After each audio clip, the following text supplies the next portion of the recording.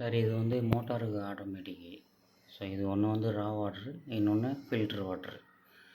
இது ரெண்டுமே ஆட்டோமேட்டிக் பண்ணியிருக்கு. இதோட சென்சார் கேபிள் வந்து இப்படியே பின்னாடி போகுது.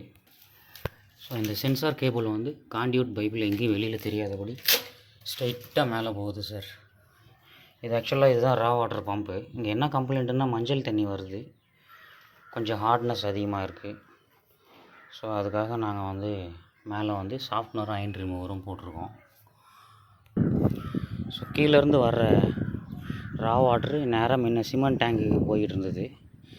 ஸோ இப்போ நாங்கள் கட் பண்ணி பிளான்ட்டுக்கு இந்த ரா வாட்டர் வந்து இந்த வெள்ளை கலர் டேங்க்கில் கலெக்ட் ஆகும் சார். இது வந்து ஏரியேஷன் டேங்க்கு.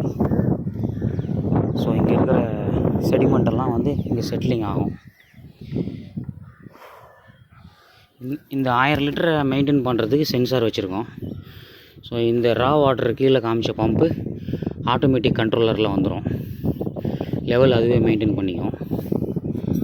ஸோ இந்த ரா வாட்டரை வந்து இந்த பம்பு வந்து சக்ஷன் கலெக்ட் பண்ணி இந்த வெசலுக்குள்ளார கொடுக்கும். இது வந்து அயன் ரிமூவரு. ஸோ இந்த அயன் ரிமூவர் மூலமாக பாஸ் பண்ணும் பட்சத்தில் அயனை ரிலீஸ் பண்ணிவிட்டு ஹார்ட் வாட்டர் மட்டும் வெளியில் வரும்.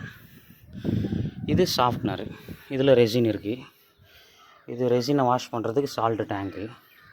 ஸோ அந்த ஹார்ட் வாட்டர் இதுக்குள்ளார சாஃப்ட் ஆகி அவுட்லெட்டு வந்து வெளியில் மெயின் டேங்க்கு சிமெண்ட் டேங்குக்கு போயிடும்.